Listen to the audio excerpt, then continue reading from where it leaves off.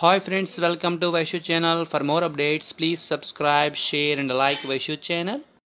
ఫోటోల కోసం అయితే మేము రామ్, సమయం ఇచ్చి చర్చిస్తామంటేనే వస్తాం. చర్చల తర్వాత ఎస్ఆర్నో చెప్పాల్సిందే. డిమాండ్లపై ఎలాంటి చర్యలు తీసుకున్నారు, శాఖల నుంచి వివరాలు తెప్పించుకున్నారా, ప్రిన్సిపల్ సెక్రటరీలు నోట్ సిద్ధం చేసినరా, ఇవేవి లేకుండా చర్చలంటే ఎట్లా నమ్మేది, ఎవరిని మోసం చేద్దామనుకుంటున్నారు, డిప్యూటీ సీఎం పేషీలోని ఉన్నతాధికారితో ఉద్యోగ సంఘాల జేఏసీ నేత వ్యాఖ్యలు, ఉద్యోగ జేఏసీతో 12న చర్చలు అనుమానమే.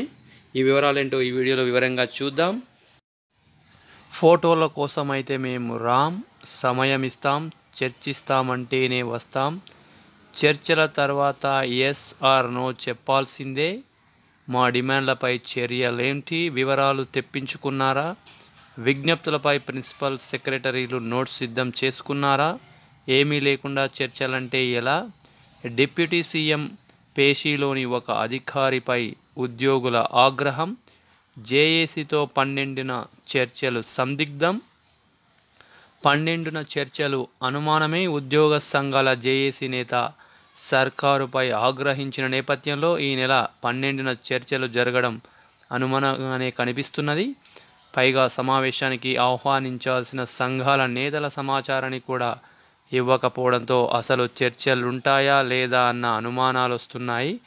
జేఏసీ నేత చెప్పిన విషయాలన్నింటినీ డిప్యూటీ సీఎం దృష్టికి తీసుకువెళ్ళి మళ్ళీ కబురు పంపుతామని పేషీలోని ఉన్న ఉన్నత అధికారి చెప్పడం కూడా ఇందుకు బలం చేకూరుస్తున్నది. అయితే ఇటీవల ఇదే విషయంపై మరో నేత మాట్లాడుతూ ఈ నెల 12న దాదాపు చర్చలు జరగకపోవచ్చునని, అదనంగా 2-3 రోజుల సమయం పట్టే అవకాశం ఉన్నదని చెప్పారు.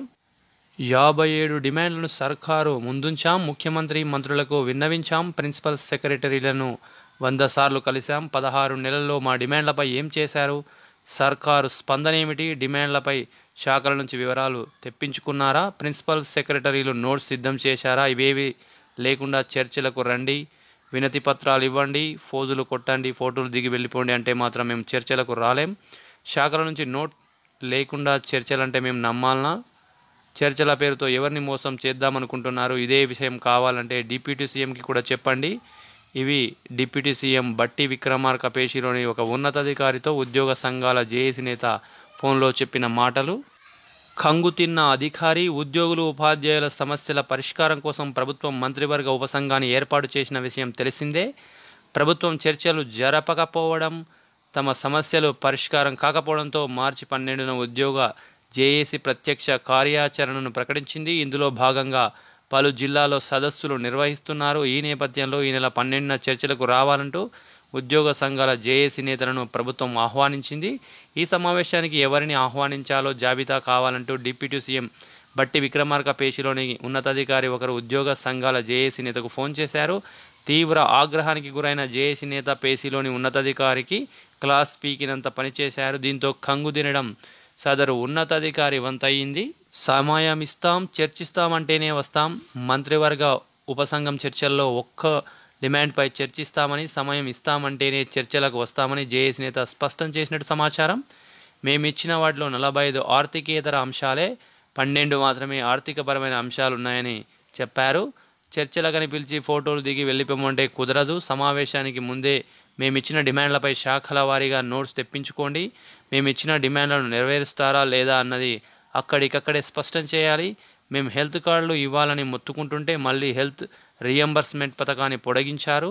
మేము అడిగింది ఏమిటి, మీరు చేస్తున్నదేమిటి అంటూ సదరు ఉన్నతాధికారిని ప్రశ్నించినట్టు తెలిసింది.